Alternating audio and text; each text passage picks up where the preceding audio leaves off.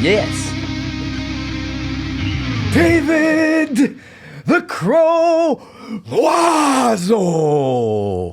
My man. Yes, en forme. Comment vas-tu? Très bien, merci. Toi, en forme, ça va? Yeah, man. Yes. Je suis tellement content, on en parle, ça fait longtemps. De faire des affaires. OK. Pour les gens qui écoutent, on se connaît. Moi, je m'entraîne sous ta tutelle depuis 7 ans et demi, presque 8 ans. Là. Ça fait 8 ans en décembre. OK, that's it. Ça fait que ça fait 8 ans qu'on se connaît. On a commencé comme entraîneur et entraîné. Puis on est devenus des amis au fil du temps. Ouais. Et t'es quelqu'un que j'aime beaucoup parce que t'es quelqu'un qui est curieux. Puis t'es quelqu'un qui a pas eu peur de se réinventer. Puis de commencer à regarder ses affaires, faire qu'est-ce que je peux améliorer ou OK, je m'en vais où, je fais quoi. Puis ça ment pas pour moi. C'est pour ça que t'es un de mes chums. C'est aussi simple que ça, parce que t'es quelqu'un qui... T'es le humble, puis en même temps, t'es capable de faire OK, mais let's go. Ouais. Mais j'ai eu peur de me réinventer. Oui. J'ai eu peur de me réinventer. Quand j'ai pris ma retraite en 2014, j'ai décidé d'ouvrir un gym.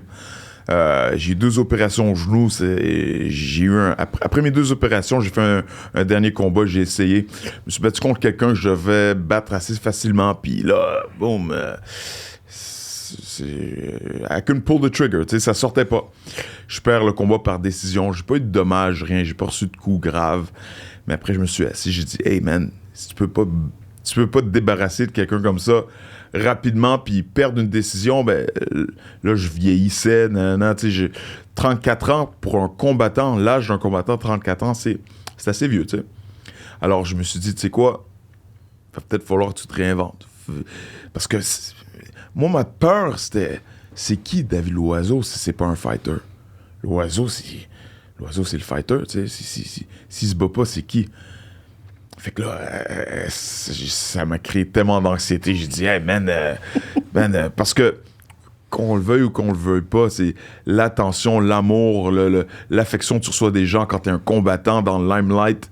C'est comme une drogue, tu sais. C'est très spécial. Puis aussi la camaraderie, les camps d'entraînement, les combats, tu sais, on va à la guerre ensemble avec tes training partners, tes coachs. C'est spécial. Puis mettre un terme à ce mode de vie-là, ça m'a pris du temps. Oui, j'ai pris ma quote-unquote retraite en 2014, mais t'étais là pendant les 6 premières années que tu t'entraînais avec moi. Hey, ça se peut que... Ouais, on m'a appelé pour... ouais, OK, aujourd'hui, on travaille ça parce que ça se peut que je me batte contre lui. Puis, lui, il m'a callé out. Fait que je vais retourner dans la cage. Hey, man, c'était vraiment dur de tourner la page, mais c'était quelque chose de progressif. Tu sais, année après année, j'ai commencé à faire la paix avec le passé et tout. Puis mais jusqu'à aujourd'hui, des fois, je regarde le UFC puis ça me gratte. Des fois, il y a du monde qui parle, qui mentionne mon nom, puis ça me pique un peu, ça me picote. Parce que je suis en forme, je suis beaucoup plus intelligent, beaucoup plus technique qu'avant, beaucoup plus fort physiquement qu'avant. Beaucoup plus mature avec mes émotions et tout. Parce que c'est Grandmaster Helio Gracie, il a dit « When you teach, you learn ». Fait que quand j'ai commencé à enseigner, toutes mes skills ont augmenté petit à petit. Là, boum, boum, boum. C'était tellement quelque chose de spécial, commencer à enseigner aux autres. Fait que, je dis, hey, je t'ai coupé la parole, man! De quoi tu parles? On est là pour ça! On est là pour ça. Je suis tellement content. Okay. Mais non, arrête! Moi, Okay. tu sais, la beauté aussi de ça, c'est que j'apprends déjà des affaires que. Ah, tu vois, je savais pas, ou un petit peu moins, ou j'ai jamais parlé de ça, ou, tu sais, parce qu'on est des bons chums. On n'est pas tout le temps en train de. On se voit quand même souvent parce que je m'entraîne avec toi. Mais revenons de bord, quand tu dis, ça, je comprends tellement, parce qu'on a tout ça. On se crée une identité. Ouais. Tu sais? Fait que toi, l'identité, c'était Dave Loiseau, le combattant, puis ça marche. Ouais. Tu sais, je veux dire, ça fonctionnait. Oh, shit, ça marche. Ouais. Puis tu en as sûrement déjà parlé, mais moi, je suis pas au courant, puis je veux savoir qu'est-ce qui t'a amené là, parce que t'es ici, t'es au Québec. Fait qu'ici, c'est le hockey. Tu sais, là. Puis à partir de là, après ça, on verra, là, mais qu'est-ce qui t'a comme... T'as-tu vu des combats? T'étais-tu entouré de gens qui boxaient? Ou parce que c'était pas... Parce que là, on parle, là, des années 90, début 2000, là, c'est pas... Il y avait pas grand-chose, là. Fait que moi, j'ai écouté UFC 2 en quoi? C'était quoi? 94, 95? Je me souviens pas. J'avais appelé à Ottawa dans le temps. « Ah, y a-tu des jiu-jitsu? » Nobody knew! Puis j'ai fait plein d'écoles d'arts martiaux. Hey, Royce Gracie. Zéro, man. Zéro. On sait pas ce que c'est. Fait qu'à un moment donné, moi, j'ai abandonné. Fait que toi, comment t'as trouvé ici? En tout cas, qu'est-ce qui est arrivé? Je vais raconter mon parcours depuis l'âge de 9 ans. Les arts martiaux. Comment ça a commencé jusqu'à UFC. Mon début au UFC en 2003. UFC 42. En tout cas, VHS. Ça a commencé VHS. Pour ceux qui savent pas c'est quoi, pour les jeunes, VHS, là, c'est une cassette qu'on mettait dans un vidéo, puis on regardait les films. Puis un de mes amis, Bloodsport, un film assez violent quand même, mais j'ai vu Bloodsport à l'âge de 9 ans. J'ai dit, hey, je veux faire ça, moi, je veux faire ça. Mais je voulais me battre, mais en même temps, je voulais faire des films de combat, je voulais faire des films d'arts martiaux, comme Van Damme. Je voulais faire la split comme lui, je veux être capable de faire tout ce qu'il fait. Fait que là, au début, je commence les arts martiaux, puis je fais les cours. Là, mon sensei dans le temps, c'est en karaté Kyokushin, c'était Alain Bellil. Je faisais du sparring, puis j'étais excellent en sparring. Je battais tout le monde, mais je voulais pas aller me battre. Finalement, j'ai été faire une compétition de karaté Kyokushin. Là, j'embarque dans l'arène et tout, puis boum, je gèle, je freeze. Le gars, il me bat par points. J'ai gelé, je commence à pleurer. Hein. Puis là, j'étais comme... Après la compétition, j'ai dit... Moi, je m'en fous de faire des films. Je veux me battre contre tout le monde. Je veux compétitionner contre tout le monde. Je suis devenu obsédé avec la compétition. Là, je suis devenu Cette défaite-là a créé un compétiteur obsédé, fou. Là, ça a commencé. Compétition, karaté, des championnats. Là, j'ai été faire du taekwondo. J'ai fini 3e aux nationaux. Kickboxing, full contact. J'ai eu la médaille d'argent au championnat canadien. J'ai fait beaucoup de compétitions. Chez les amateurs, en tout, là, j'ai fait au moins 70 combats. Là, point karate, full contact karate, taekwondo. 70 et plus. Alors, j'ai fait beaucoup de combats, beaucoup de compétitions. En 93... un autre VHS qu'un de mes amis a réussi à trouver. Hey, regarde ça, les bro, regarde ça, man. Parce que là, j'étais dans mon taekwondo. Hey, regarde ça, les gars de taekwondo, ils gagnent rien là-dedans. Je dis, quoi? Taekwondo, on est les meilleurs, on est les plus rapides. On est les plus rapides, bro. De quoi tu parles, man? Les kicks, regarde. 2-3 kicks, puis je vous pète tout. Je te jure. Ben oui, mais attends, c'était de même pour toutes les modalités. Que ce soit le Kyokushin, que c'était ça. T'allais voir l'aïkido, t'allais voir le... Peu importe, c'était comme... Puis en plus, on parle même pas des techniques secrètes. OK, t'arrêtes ton cœur. Exactement. Death touch. Écoute, fait que là, il dit, il y a un brésilien, jiu-jitsu brésilien. Mais les Brésiliens, c'est mon équipe de soccer préférée, man. De quoi tu parles, du jiu-jitsu brésilien? Jiu-jitsu, je suis japonais, man. Je te jure, c'est la conversation que j'ai eue. Là, finalement, je regarde Royce Gracie qui massacre. Il étrangle tout le monde, il gagne tous ses combats. Je suis tombé en amour avec le jiu-jitsu brésilien. I'm like, what the hell? I gotta find someone. I gotta find something. J'avais commencé à... Il y a Yves Jabouin qui m'a présenté à Victerio. Victerio, c'est un ancien promoteur de kickboxing. Le frère à Jean-Yves Thériault et puis... The Iceman. The Iceman.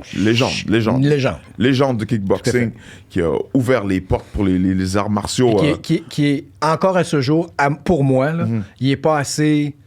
on mentionne pas assez son nom de ce qu'il a fait pendant tant d'années. Sous-estimé, underrated, underappreciated. Ouais, Ouais, exactement. Mais clair. continue, je l'ai pas... Une légende que je respecte énormément, super humble.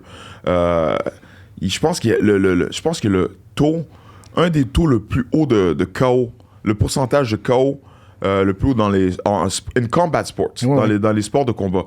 C'est pas rien, mais c'est comme c'est une vraie légende. Alors c'est ça. Alors son frère enseignait le jiu-jitsu japonais et il était impliqué aussi dans le extreme fighting des combats ultimes. Il était promoteur de kickboxing et de combats ultimes aussi. Alors là, j'ai pratiqué un peu avec lui, avec Yves Jabouin. Yves Jabouin qui plus tard, après que j'ai commencé l'UFC, ben, il a été là-dedans plus tard aussi. Et c'est ça. Et puis là, j'ai fait un peu de jiu-jitsu, puis j'étais content de jiu-jitsu japonais. Puis on faisait du grappling, puis c'était le fun. Là, finalement, un de mes amis a trouvé... entendu parler d'un monsieur qui s'appelle Angelo. Il y a un gars, un grec, il s'entraîne avec Renzo Gracie. Il s'appelle Angelo, il est au Tristar.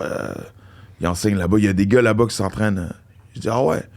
Là, j'étais encore dans mon mode kickboxing. Je faisais beaucoup de kickboxing dans le temps. Fait que là, j'ai été au Tristar. Là, Angelo est là. Je suis super respectueux. Bonjour. Ouais, j'aimerais ça essayer. Là, il y a... Tous les gars étaient là. Tous les old school guys étaient là. Tu sais, c'était spécial. Mais il y a un gars qui s'appelle David Guigui. En ce moment, il y a une école Gracie Barra à Laval. David Guigui, c'était un 145 livres. Là, j'étais bien solide, là. Bien 190, 200 livres. Bien solide. Lui, c'était une ceinture blanche, ceinture bleue. Puis là, on fait de la technique, puis après, on met avec David Guigui pour commencer à rouler. Là, puis David, qui est grand, mince. Athlétique, mais pas... Ouais. Tu le vois, tu fais pas... Ouais. C'est ça. Puis là, on met avec David Guigui. Là, le matin, la petite bière. La petite bière, ça. Guigui, il est tout petit. Là, je commence...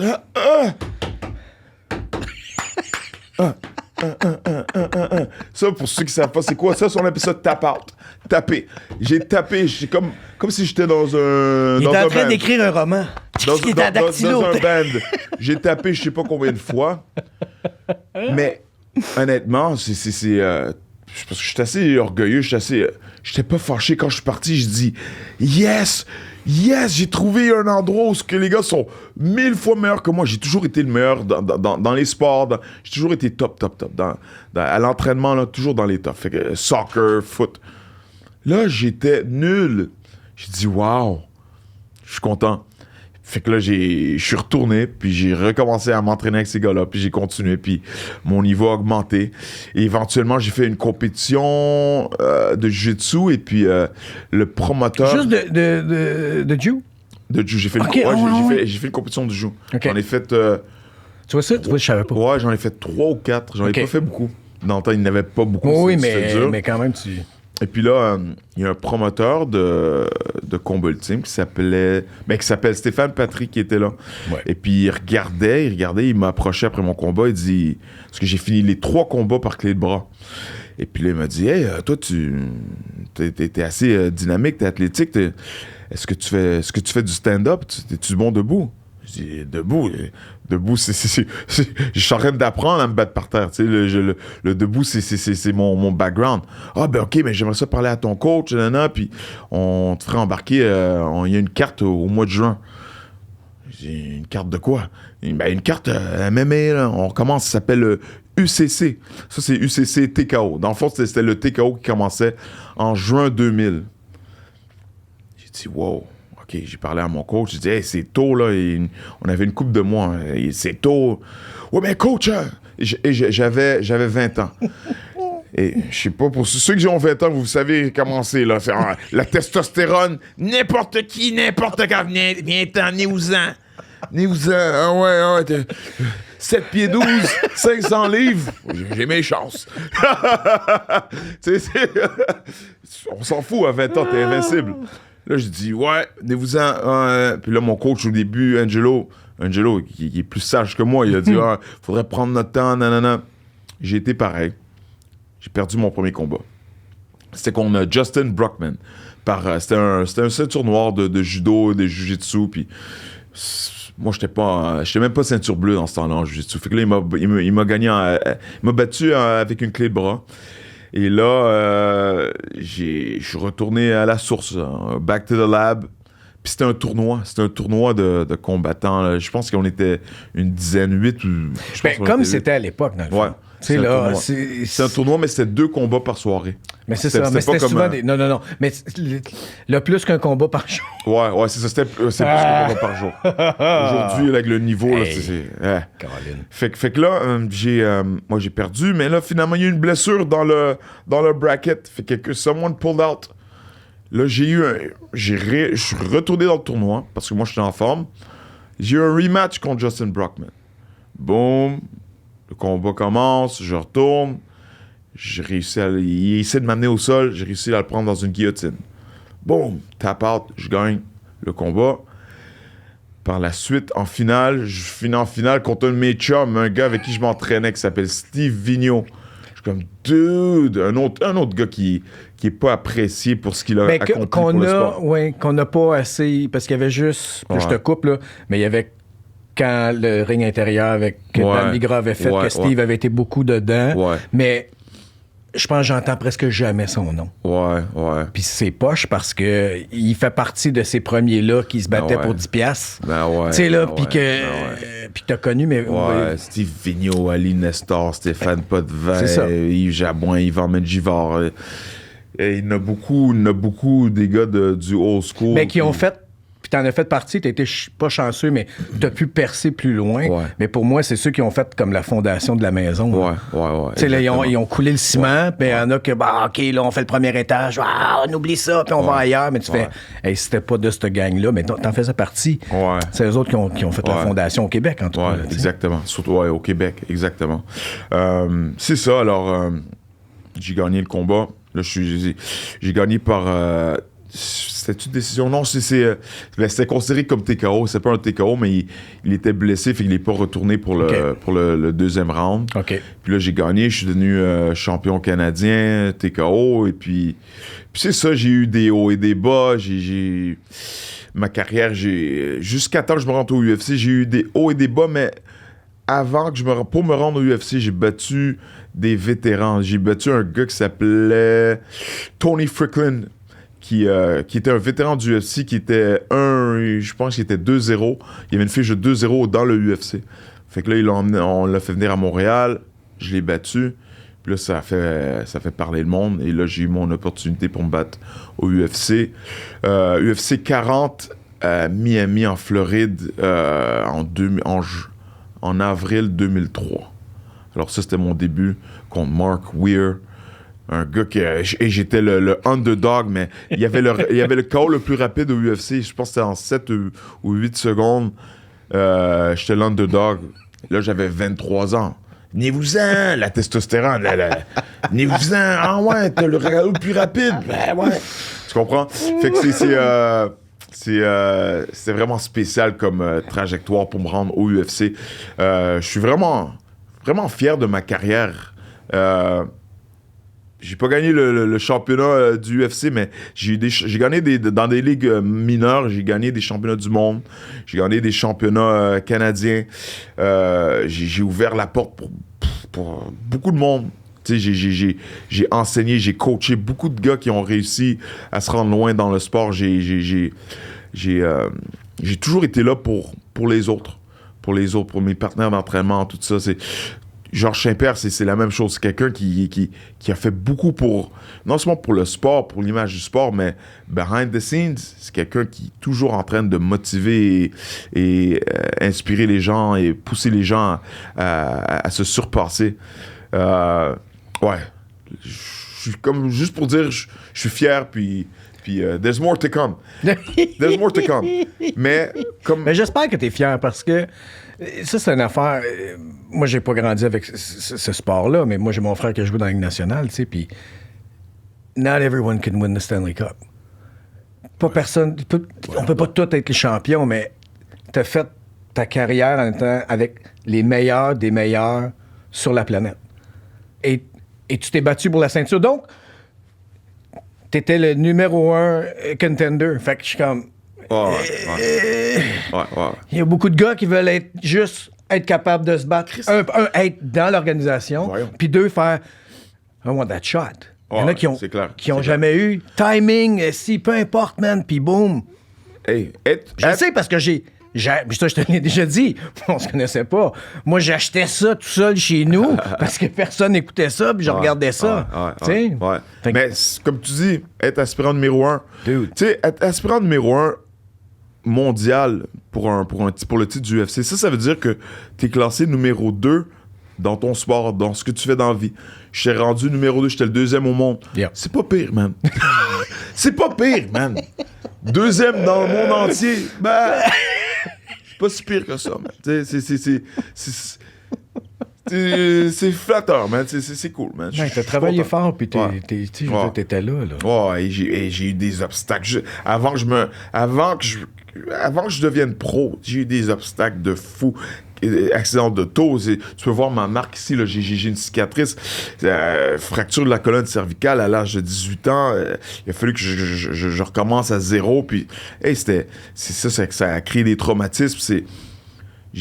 Tout le monde, on a tous des obstacles, on a tous un chemin de vie quote-unquote difficile, mais c'est pas tout le monde qui aurait été capable de faire ce que j'ai fait dans mes souliers. Tu comprends? C'est pas évident.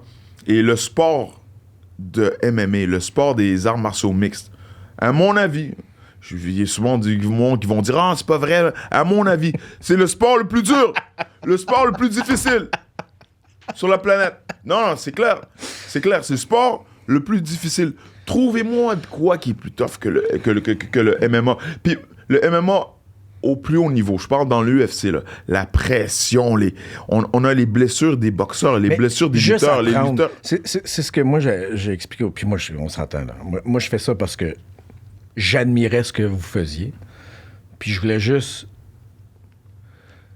J'étais tanné de faire des poids, puis je voulais être capable... Ça te fait rire! Mais je voulais mettre la même intensité dans quelque chose, puis apprendre des skills. Apprendre quelque chose que je pouvais... amener chez nous, là, pas juste le skill de je suis capable de faire ça, tu sais. Mais tout ça pour dire que si vous avez la chance d'aller le faire un peu, il y a tellement d'éléments à mastery, c'est pas un vrai mot, là, c'est pas un mot français, là, mais à maîtriser parce que ça finit pas. Fait comme tu disais tantôt, quand t'étais le king du debout, mais il y a king du debout, puis il y a king du debout collé sur la cage, puis après ça, il y a king du debout, là, t'es plus debout, t'es rendu par terre. Fait que je suis entièrement d'accord avec toi, parce que c'est tellement plusieurs disciplines en même temps, mais faut que tu sois capable de maîtriser la base de chacun, puis après ça, bon, il va y avoir des up and down, je suis meilleur là que là, mais je suis entièrement d'accord avec toi. Puis on se rend pas compte, puis c'est ça que j'aimais, parce qu'à un moment donné, on faisait les cours de MMA, puis on faisait du mur. Comme simuler la cage. C'était tellement épuisant, puis on mangeait pas vraiment des coups forts. Puis après, t'avais respect quand tu voyais le monde, en tout cas moi, sur la cage, puis tu disais comme, oh my God, OK. Lâchez pas. Lâche pas. Parce que l'effort à contrôler, ton énergie à contrôler. OK, si j'en donne trop là, puis ça donne rien. Oh no, qu'est-ce que... Ah, man. Fait que je suis entièrement d'accord avec toi. Je pense pas qu'il y ait un sport. Et autant que tu le fais en équipe, quand la cage ferme, you're alone. T'es seul, man. T'es seul. Tu sais? T'es seul. Mais moi... J'ai beaucoup de monde qui dit « Oh man, moi quand on ferme la cage, j'ai beaucoup de combattants qui m'ont dit « Ah, moi c'est là que je viens un peu nerveux. » Moi, c'est exactement le contraire. Là, ils ferment la cage, je dis « Bon, on va finir avec ça, on va régler le problème. » Là, parce que moi, ça fait des journées que je dors presque pas. Là, anxiété, je mange mal. Hein. Clic, OK, le problème va se régler là. Quand ils ferment la cage, c'est là que... j'entends presque rien. J'entends pas mes coachs. Ça, c'est quelque chose qui... J'ai essayé vraiment beaucoup de travailler ça, mais c'était mon seul moyen d'être capable de combattre. Quand j'embarque dans la cage, David Loiseau, déteste le combat. David Loiseau déteste la violence. David Loiseau déteste faire mal au monde. Mais The Crow, c'est pas quelqu'un de gentil, man. C'est quelqu'un qui... fait que là, je me transforme dans un personnage. Il a fallu que je devienne quelqu'un que je suis pas pour pouvoir me combattre. J'adore faire du sparring, j'adore rouler, pratiquer, nanana. Mais savoir que la personne devant moi, je peux le couper puis avec mes coudes, puis savoir qu'il va y avoir des marques à vie, tout ça, ça m'intéresse pas. C'est pas quelque chose... Assommer du monde, causer du dommage au cerveau, I don't like it. Mais, une fois que je me transforme, là, oh my God, c'est comme s'il y a de la salive qui coule. Là. Je suis comme, yeah, let's go. Surtout après le premier coup que j'ai reçu. Quand je reçois un coup, là, boom, I'm like, oh, snap. C'est fun. Il y a plusieurs athlètes professionnels que je connais dans des sports où il y a du contact, on s'entend, là. Ouais. C'est souvent la chose qui... S'ils sont pas in, le recevoir un coup, se faire plaquer au club, il y a comme un... OK, it's on. OK, let's go. Tu sais, fait que ça me fait rire, mais je fais comme tabarouette, OK, ça prenait ça. Mais parlons-en, ça, de comment t'arrivais à manager cette anxiété-là de avant. Ça allait jusque où? C'était-tu quelque chose qui devenait comme quasiment paralysant ou c'était juste comme faut que je tasse ça? C'était paralysant.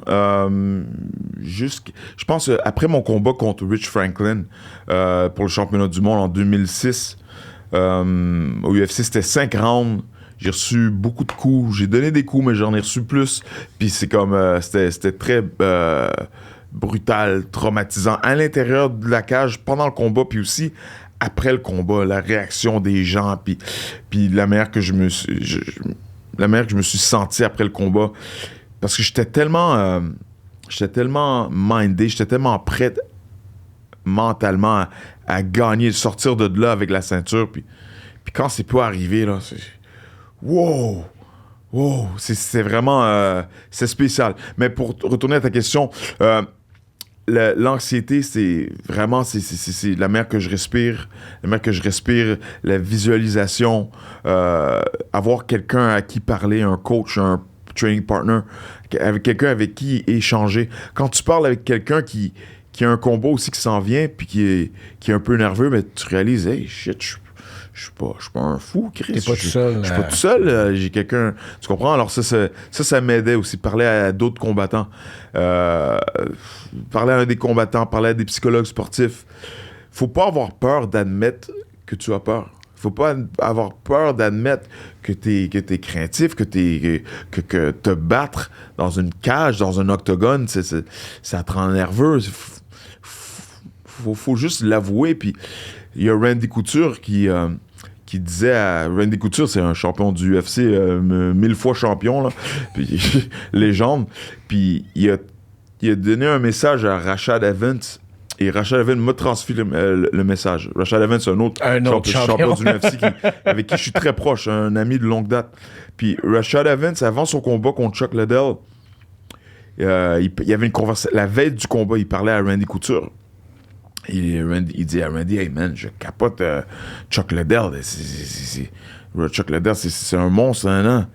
Il a dit, c'est quoi la pire chose qui peut arriver? C'est Randy Couture qui parle à Rachel. Il lui pose la question. Il dit, c'est quoi la pire chose qui peut arriver? Ben, c'est me faire knocker au premier round.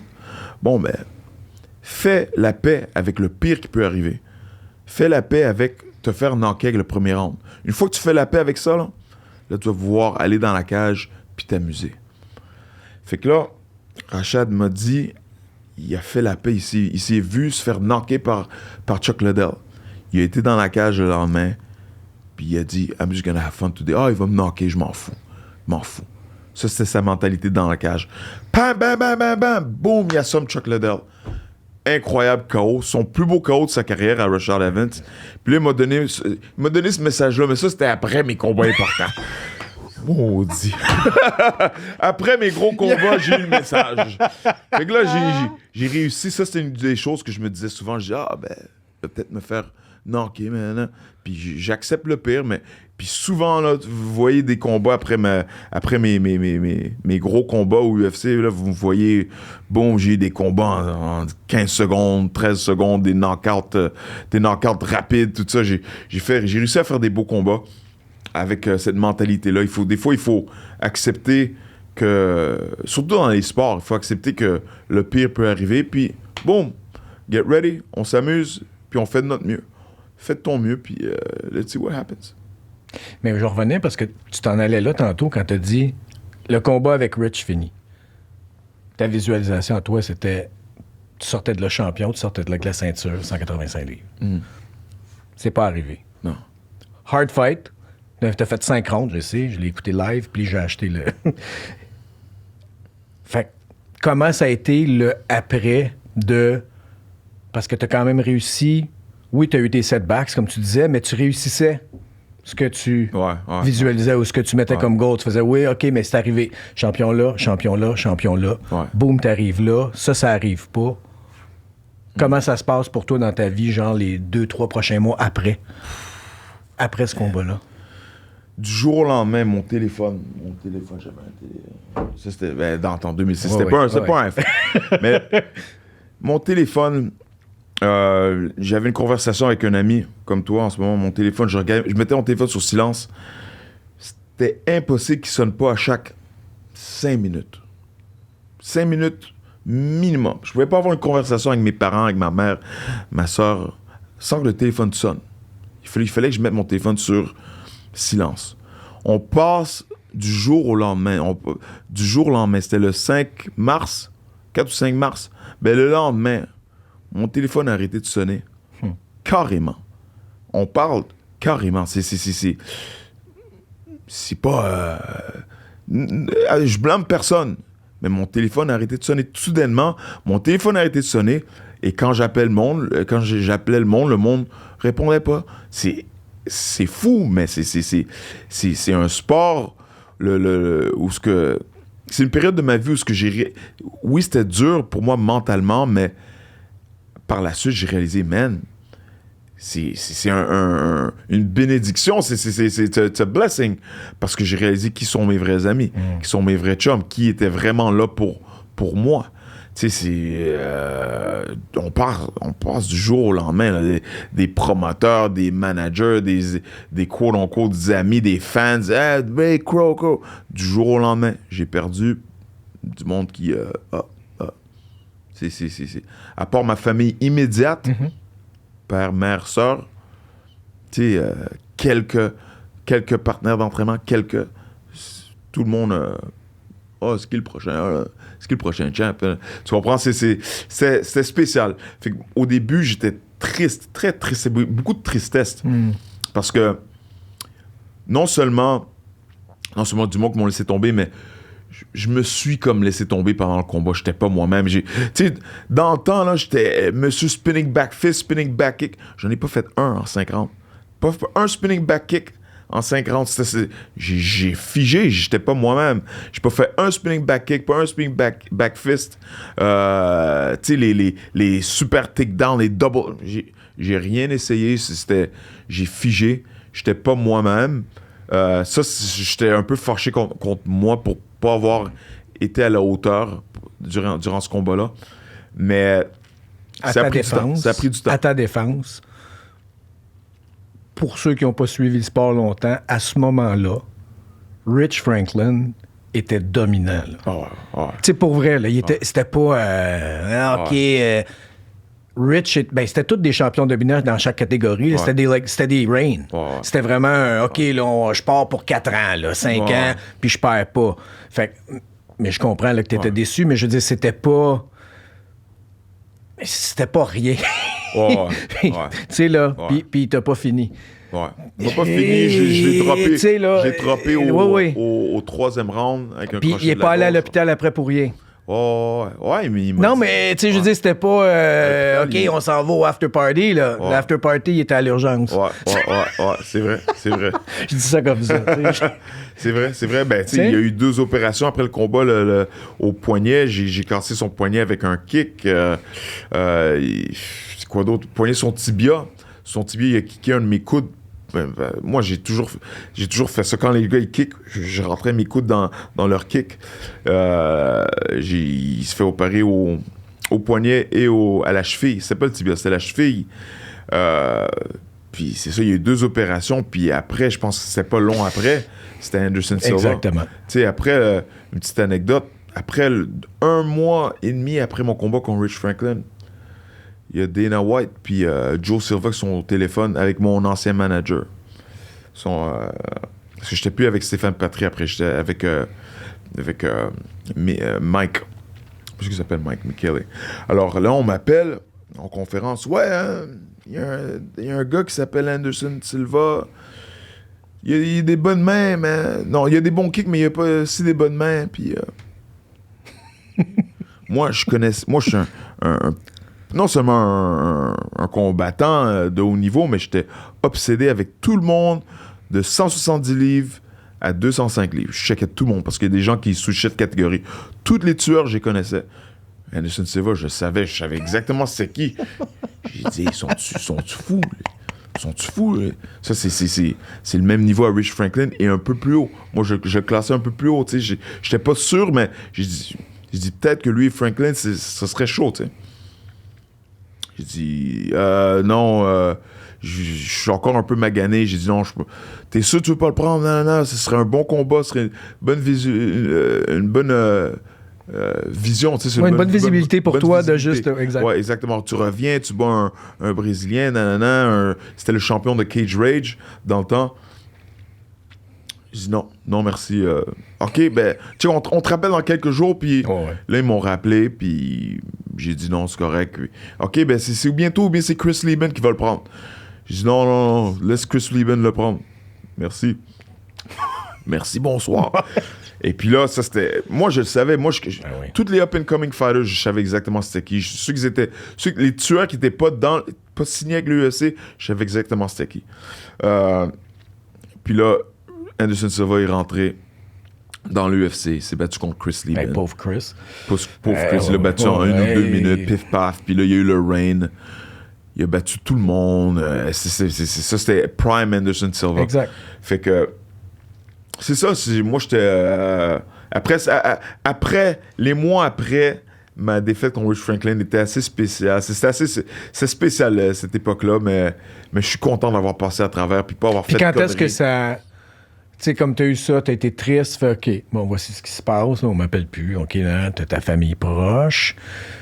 Veux-tu te rebattre bientôt ou t'es comme, t'as besoin de... Non, je voulais me rebattre, mais... Juste pas contre Anderson. ouais, c'est ça. Oui, je comprends. Ouais.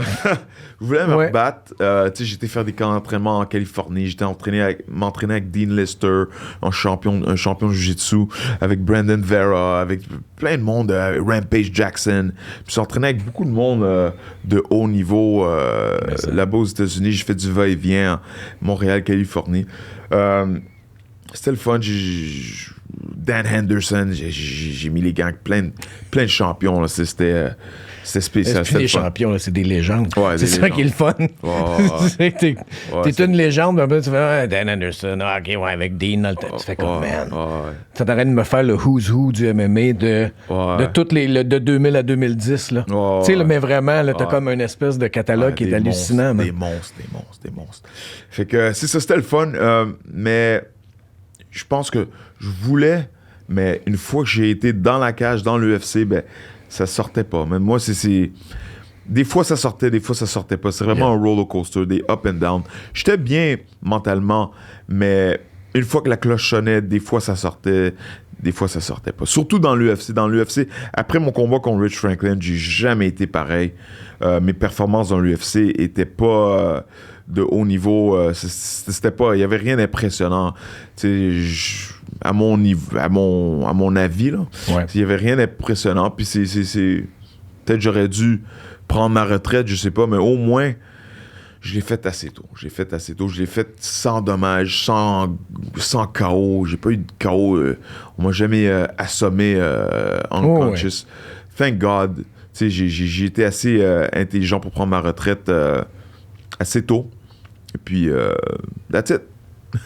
Bon, mais Jump à 2014. Yeah. La première journée que tu es dans ton gym à toi, qui porte ton nom, OK? Tu as fait le lancement. Yeah, OK, le monde qui t'aime. Ah, yeah, great, great, great. Là, tu es là, puis tu as tes premiers élèves ou le monde qui viennent. Comment tu te sens? Première journée, première semaine. Genre, ouais, première semaine. J'étais comme, shit. C'est quoi ça? Je réponds au téléphone. Oui, bonjour, c'est un entraînement pro. Réponds au téléphone. C'est quoi ça?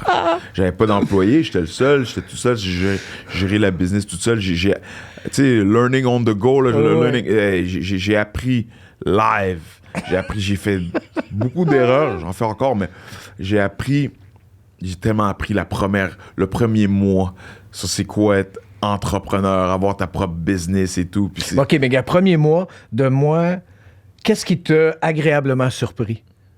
Qu'est-ce qui t'a comme fait, wow, c'est soit que c'est le fun ou je m'attendais pas à ça? Je m'attendais pas à être heureux de transmettre mon savoir. Je savais pas que ça allait avoir un impact après 2-3 jours du monde qui dit, hey, Kevin Coco, c'était mon premier client, la première personne qui s'est inscrite à mon gym. Oh man, j'aime tellement la manière que t'enseignes. Merci. Merci. Moi, je suis habitué à coacher du monde, puis all right, bro, thanks, bro. Mais c'était un merci différent. C'était un merci genre, je sais pas, c'est un merci spécial. La manière que les gens ont commencé à me dire merci de m'enseigner, puis t'es une légende, puis tu m'enseignes. Moi, je suis David dans ma tête. Je suis le petit David du quartier de Rivière-des-Prairies qui aime faire des compétitions, qui aime faire des combats. Hein. Je suis pas une légende dans ma tête. C'est bizarre, hein, parce qu'il y a beaucoup de monde qui ont le statut de légende, qui sont très humbles, puis il y a du monde, les champions de quartier qui sont... Les sont vraies légendes sont humbles. Ouais, moi, je suis pas une légende, man. C'est spécial. C'est vraiment le respect que les élèves m'ont donné dès le début, qui m'ont fait sentir comme, wow, OK, j'ai un impact sur les gens, puis ce que je fais, je le fais bien, là. Fait que, let's go, let's keep going. Parce qu'au début, j'étais pas sûr. Je dis, tu sais quoi, je vais commencer un peu, puis une fois que je peux engager du monde, ben, je vais les engager, puis je vais rendre ça comme une business. Je vais mettre mon nom, puis... Non, mais jusqu'à aujourd'hui, j'enseigne tous les cours. À part le Muay Thai, j'ai Thomas Soumantri que j'ai mis en charge du Muay Thai, mais j'enseigne tous les cours dans le gym. C'est une passion, c'est vraiment... des fois, des amis, « Hey Dave, t'es pas fatigué? » Et tu vois le verre d'eau, là, bois le verre d'eau. C'est la même chose pour moi, donner un cours. C'est la même chose, je bois de l'eau. Je motive les gens. Parce que quand tu donnes l'énergie, mais tu reçois l'énergie aussi. Tu sais, tu donnes, l'énergie, ça se transfère. Tu sais, you give and take. Inspirer, motiver les gens, c'est fantastique. J'adore ça. Puis qu'est-ce qui t'a... Dans le premier mois, qu'est-ce que tu as fait? Oh my God, I need help. J'ai besoin d'aide. Y avait-tu peut-être qu'il n'y avait rien? Peut-être que c'était juste comme... Le premier mois, I'm good to go. C'était du monde qui... je sais. Hey, quand tu fais la clé de bras... je sais. Hey, tu sais quoi, man? Tu fais pas comme il faut, puis tu dis « je sais ». Hey, ta main droite, là, il faudrait que... je sais. Il y en avait 2-3 qui savaient déjà. J'ai, hey, man, si tu le sais, ben entraîne-toi dans ton garage. Si tu le sais, man, tu viens t'entraîner avec quelqu'un qui a des années d'expérience, puis tu le sais. Ton chevaux, man. Fuck. Peux-tu sacrer, ça hey, oui, on veut dire ce qu'on veut. Hey, arrête, voyons donc, j'aurais dû ouvrir avec ça. Chris, Richard! Chris, Paul! Parce que c'est nos deux autres noms. Pour ceux qui ne savent pas, c'est Richard puis Paul. Richard et Paul, puis ça change. Hey, mon Paul, hey, Richard. Ça date de... Ça vient d'une anecdote que Dave avait contée où... TKO, je pense. Parce que si c'était sûrement en français, où il est là, il se bat, il est dans la cage. Tantôt, il disait qu'il n'entendait pas, mais ça, il l'a entendu. Debout, l'oiseau! Reste debout, l'oiseau, asti! Hey, écoute ça. Un gars qui m'emmène au sol. Hey, garde ça de bout, l'oiseau! Garde ça de bout! Je pense que c'était UFC, même, parce que le gars, il m'amenait au sol, puis il était dur à... Je me relevais, puis garde ça de bout, l'oiseau! Hey, l'oiseau, garde ça de bout! J'avais envie de dire, j'essaye, Chris, j'essaye! Penses-tu que j'ai envie de rester sur mon drone en train de me faire tabasser? Non, c'est pas le plan de match. Le plan de match, c'est pas d'être de même en train de te regarder, parce que je le voyais. Garde ça de bout, l'oiseau! C'est pas ça. C'est pas ça le plan de match, man. Me faire massacrer devant 20 000 personnes, non. Chris, pourquoi j'ai pas pensé à ça? Bonne idée! Bonne idée, man! Mais ça, c'est l'autre affaire que moi, je savais pas de toi quand... Moi, c'est pas, j'avais pris un mois avec... J'essayais de prendre un mois par école, parce que ça donne une meilleure idée quand t'es là un mois, tu sais. Puis c'était ton amour du grappling. C'est pas ce que j'avais vu, tu sais, quand j'étais juste un amateur, puis je te regardais te battre, puis tout ça. Puis même, là, tu vois, quand tu faisais tous les cours, quand on arrivait à faire le jiu-jitsu brésilien, t'étais comme... T'étais... je sais pas. Fait que je me demande de où ça part, cet amour-là, parce que c'est... On s'attendrait pas à ça. On s'attendrait, OK, Dave, OK, on va spinning back kick. Il y a pas beaucoup de monde qui savent ça. Le combat professional fighting, c'est comme... c'est un spectacle. Puis moi, je savais que mes coups de pied, mes coups de coude, mes coups de pied revirés, reverse kicks, mes back kicks, mes kicks à la tête, tout ça, c'est très spectaculaire. Et je savais que ça allait me gagner des fans. Fait que moi, je lisais ce que le monde disait dans les forums, dans les médias, ce que le monde aimait. Ils sont tout le temps au sol, j'aime pas ça, moi. Ils sont au sol en train de se caresser, là, deux gars par terre. C'est quoi ça, jiu-jitsu? J'aime pas ça.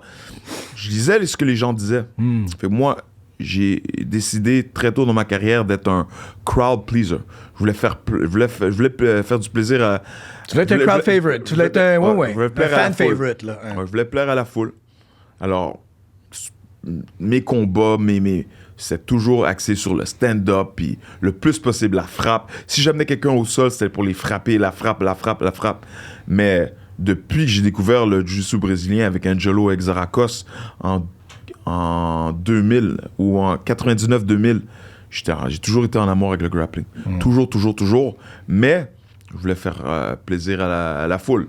Je voulais vendre des billets.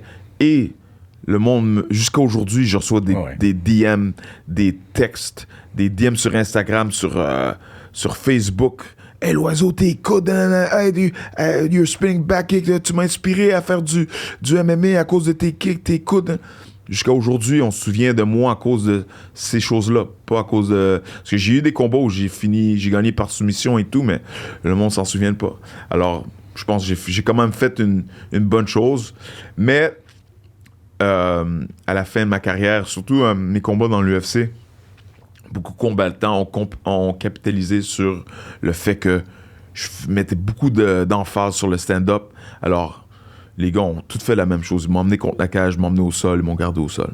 Fait que j'en ai gagné, j'en ai perdu, mais la raison pour laquelle beaucoup de gens savent pas que je suis un très bon grappler, je suis très bon au sol, mais je voulais plaire à la foule.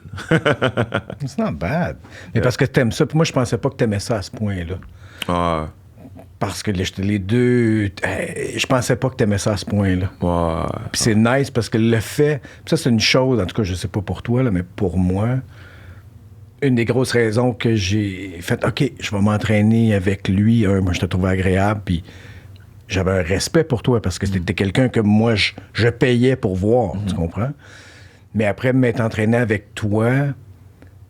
peut-être parce que je m'attendais pas à ça, parce que le jiu-jitsu brésilien, c'est quelque chose que je voulais faire, que je voulais m'améliorer. Je voulais m'améliorer, je connaissais rien.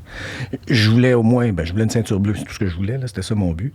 Puis, quand on partait ces classes-là, t'étais tellement content de, OK, là, on va faire ça, puis là, OK, de même, puis no fucking good, puis c'était...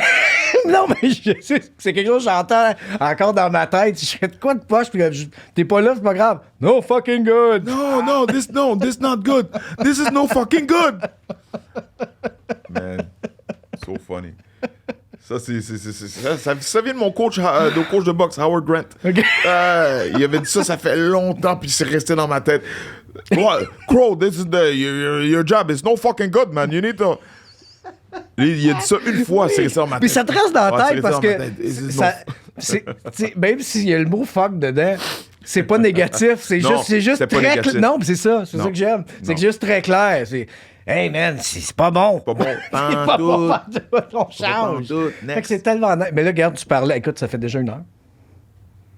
Jure. Et je te jure, man. Fait qu'on va être obligé de faire pause puis faire un part 2, part 3, c'est clair. Mais avant que tu parles, je sais pas quand est-ce que celui-là va sortir, mais tu viens de parler de ton striking. Puis tu viens d'enregistrer. Yes. Tu viens d'enregistrer des DVD de striking The Crow. LP, écoute. On dit plus DVD. Ah, Chris! On dit plus DVD. Je suis vieux que toi, oublie pas, Chris! C'est fini, man. Hey, non, j'arrête pas de dire. Hey, non, vas-y, j'arrête pas de dire, j'ai appelé ma soeur. Hey, je fais un DVD. Non. Quoi? Streaming! Sorry, c'est en streaming. Instructional. C'est quoi Un instruction. Instruction. Un instru. Oh, god damn it. En tout cas, c'est pas instrumental. c'est pas instru quelque chose. En tout cas, tu sais, c'est un cours en tout cas, c'est des classes, Oui. Je montre des techniques de striking. OK, c'est à peu près 2 heures de temps, puis je montre tous mes secrets Maintenant, j'ai pris ma retraite. Bon, Pas tous tes secrets. presque tout. Tu sais comment c'est. Je montre presque tous mes secrets. Mes jabs, les overhand right, les Superman punch, les coups de coude, les spinning back kicks, les coups de pied retournés, les jump kicks. La majorité des choses que j'ai fait dans ma carrière, je les break down, je les explique. Puis c'est le fun. Ça va être sur dynamicstriking.com. Ça, c'est la plateforme avec qui j'ai signé. Alors, dynamicstriking.com. Et puis, c'est ça. C'est les prix, tout ça. Ça s'en vient, mais on en reparlera. Mais je l'ai juste... Parce que je sais pas quand est-ce que lui va sortir. Ouais. Mais si les gens sont intéressés, s'ils font dynamicstriking.com, David Loiseau. Exactement. Ça va apparaître parce que ça vaut la peine. Parce qu'en plus, il y a un bonus. Il y a un bonus. Une entrevue exclusive avec Georges Saint-Pierre, the greatest of all time. Alors, on s'est assis, Georges et moi, on a parlé des anecdotes, notre passé, notre upbringing, comment on a commencé à s'entraîner ensemble et tout. C'est vraiment une belle, bonne entrevue. Puis, à bientôt. Yeah, man. My man. Merci, Yes. Dave. Merci à toi. Yes. LP Dynamite. Yeah! Ça, c'est quand LP rentre dans le gym. J'ai pas le choix de dire. C'est sorti de où? Je sais pas. Tout le monde a un surnom dans le gym. Moi, je trouve des surnoms. Si je t'aime bien, t'as un surnom dans le gym. OK? Quand LP rentre, je l'ai appelé LP Dynamite parce qu'il est plus fort que Hercule. Il est plus fort qu'un Silverback, qu'un gorille. Louis-Philippe Dandonneau, c'est pas gentilhomme, il est gentil. Arrangez-vous pour qu'il s'énerve pas trop. OK? Fait qu'LP, il est fort comme un Silverback Gorilla. Alors, fait que là, je l'ai surnommé LP Dynamite. Fait que quand il rentre, par respect, j'ai LP Dynamite! Yeah! Thanks, buddy. Yes. All right.